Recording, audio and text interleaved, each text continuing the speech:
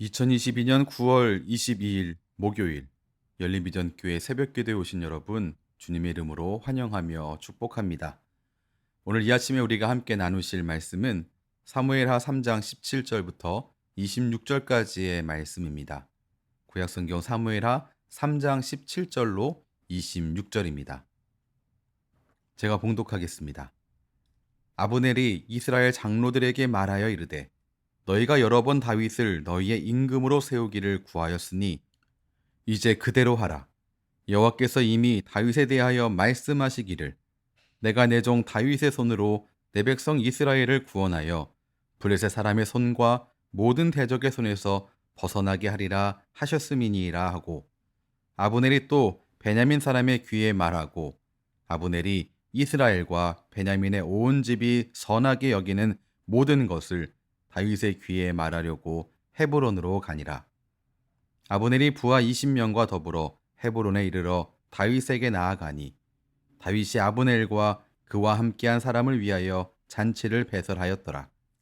아브넬이 다윗에게 말하되 내가 일어나 가서 온 이스라엘 무리를 내 주 왕의 앞에 모아 더불어 언약을 맺게 하고 마음에 원하시는 대로 모든 것을 다스리시게 하리이다 하니 이에 다윗이 아브넬을 보내매 그가 평안히 가니라.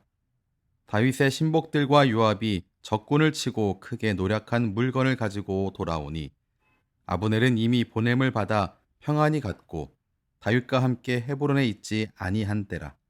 요압 및 요압과 함께한 모든 군사가 돌아오매 어떤 사람이 요압에게 말하여 이르되 넬의 아들 아브넬이 왕에게 왔더니 왕이 보냄에 그가 평안히 갔나이다 하니 요압이 왕에게 나아가 이르되 어찌하심이니이까 아브넬이 왕에게 나아왔거늘 어찌하여 그를 보내 잘 가게 하였나이까 왕도 아시려니와 넬의 아들 아브넬이 온 것은 왕을 속임이라 그가 왕이 출입하는 것을 알고 왕이 하시는 모든 것을 알려 함이니이다 하고 이에 요압이 다윗에게서 나와 전령들을 보내 아브넬을 쫓아가게 하였더니 시라 우물가에서 그를 데리고 돌아왔으나 다윗은 알지 못하였더라.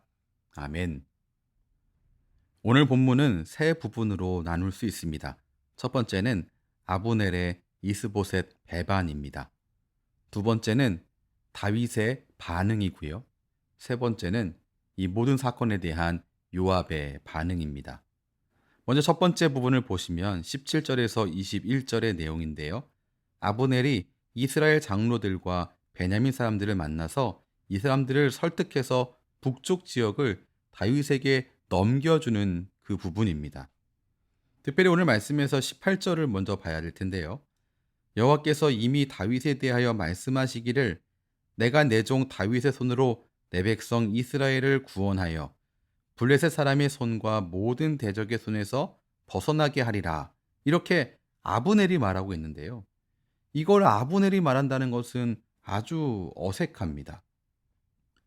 야망을 위해서 이스보셋을 왕으로 추대했으며 여태껏 큰 권력을 누렸던 그가 이제사 다윗을 섬기는 게 하나님의 뜻이다. 이렇게 말하는 것 이해할 수 없습니다.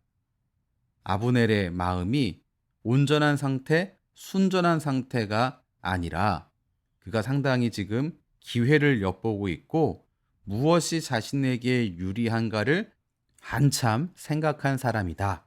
우리는 이렇게 생각하는 게 마땅합니다. 아브넬은 이익을 따라서 움직이는 기회주의자라고 말할 수 있습니다. 심지어는 자신의 행동을 합리화하기 위해서 하나님을 자신의 도구로 사용합니다. 말씀의 힘을 의지해서 자신에게 유리하게 해석하고 이것을 통해서 이스라엘 장로들과 베냐민 사람들을 자신에게 끌어들이고 있는 겁니다. 그가 이 사람들의 이야기들을 다 모아서 다윗을 찾아갑니다. 그런데 이 다윗은 이러한 아브넬의 방문과 아브넬의 이러한 이 마음에 대하여서 상당한 호의를 갖고 있다는 사실을 알 수 있습니다. 20절 말씀을 보면 아브넬이 부하 20명과 더불어서 헤브론에 이르렀다라고 말하고 있는데 그때 다윗이 아브넬과 그와 함께한 사람들을 위해서 잔치를 열었다라고 말하고 있습니다. 그가 잔치를 열었다라고 하는 것은 아브넬에 대한 호의를 표현해 주고 있는 것입니다.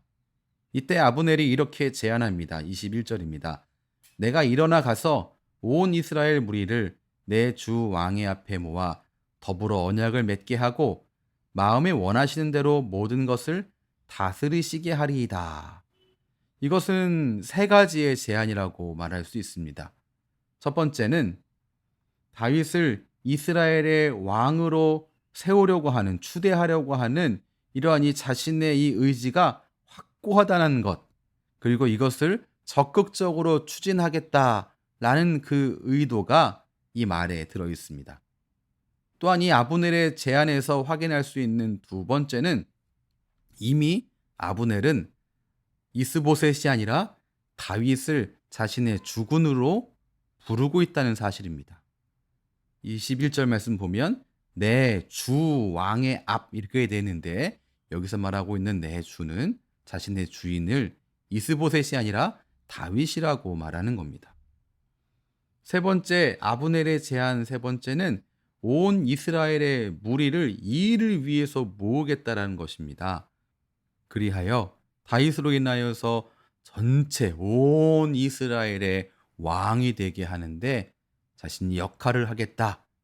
이것이 아브넬의 제안이었습니다. 이 모든 제안, 다윗의 마음에 어땠을까요? 이 모든 제안이 다윗의 마음에 들었다라고 우리가 받아들일 수 있습니다. 아브넬이 이런 말을 한 다음에 다윗이 한 행동을 보면 알 수 있는데요.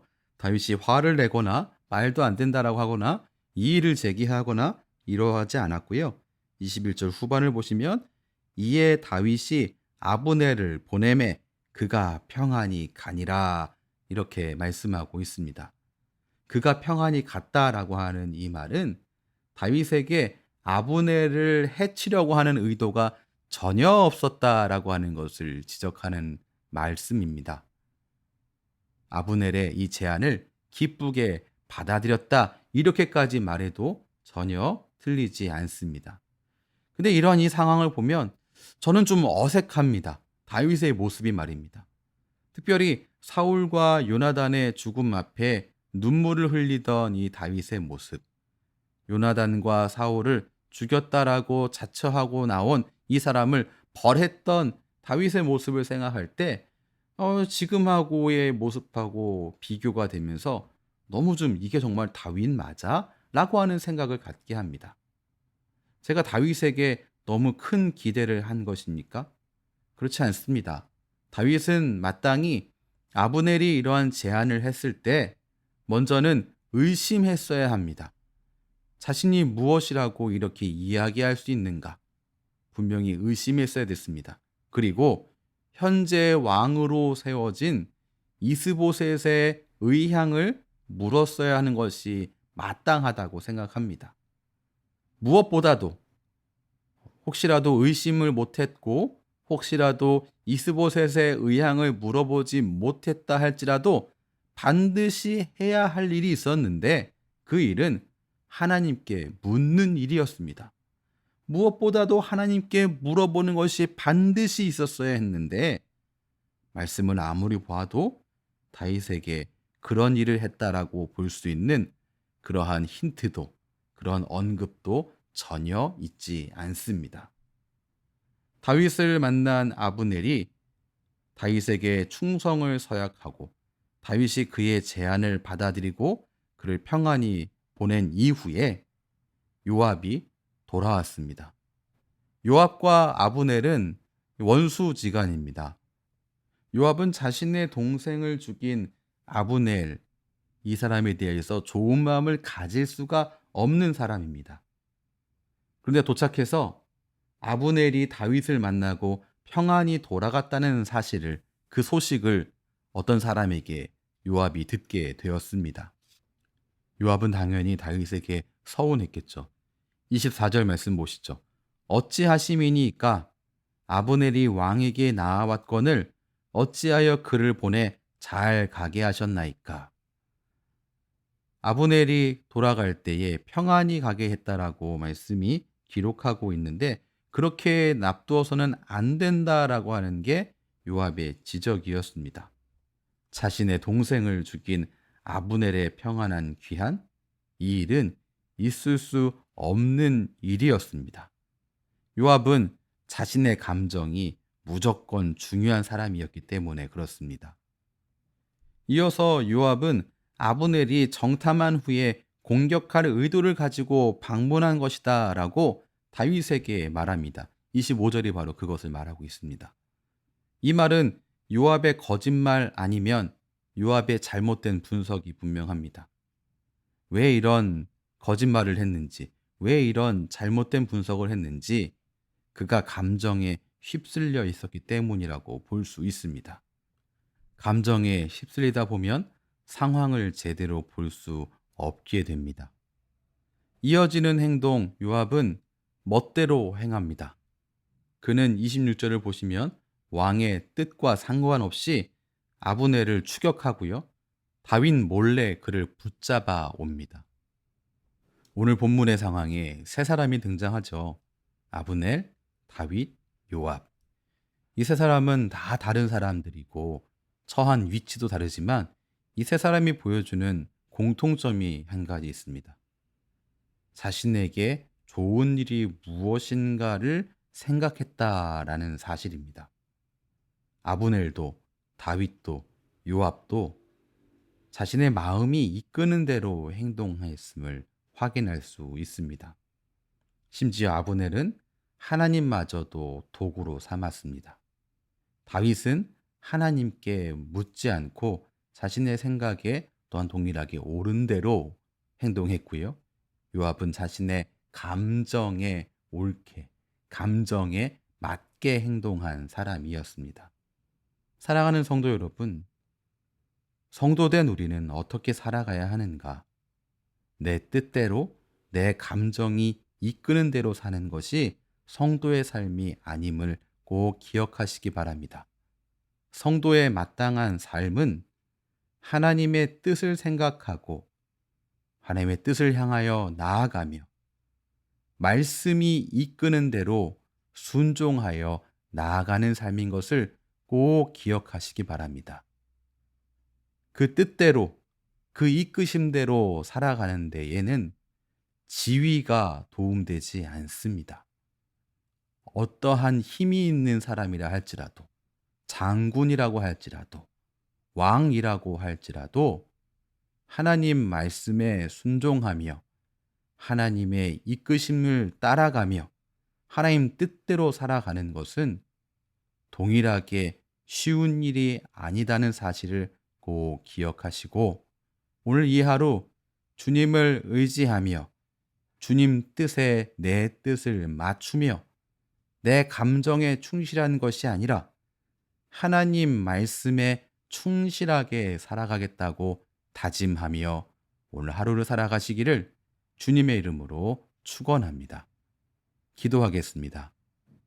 하나님, 연약한 우리는 내 뜻대로, 내 원대로, 내 의지대로 살아가는 것을 너무 당연하게 여기며 살아갑니다. 그러나 하나님의 자녀된 우리의 마땅한 삶은 내 뜻, 내 감정이 아니라 하나님의 뜻을 생각하며 그 뜻을 향해 우리의 뜻을 맞추고 내 감정의 이끔대로가 아니라 말씀의 이끄심에 순종하며 나아가기도 하고 멈추기도 하는 삶인 것을 우리로 놓치지 않게 인도해 주옵소서. 우리의 연륜이나 우리의 외적인 힘이나 우리의 어떤 지위가 이것을 만드는 것이 아니라 매일매일의 삶 속에서 주님을 의지하며 붙들어야 한다는 것을 기억하며 겸손히 하나님을 붙들며 부르며 나아가는 주님의 귀한 자녀가 되도록 오늘도 인도해 주시옵소서. 예수님 이름으로 기도합니다. 아멘. 우리 주 예수 그리스도의 크신 은혜와 하나님 아버지의 무한하신 사랑과 성령 하나님의 인도하심이 오늘도 주님을 의지하며 나아가는 하나님의 귀한 자녀의 모든 삶 가운데 때마다 일마다 충만하게 넘치시기를 축원하옵나이다. 아멘.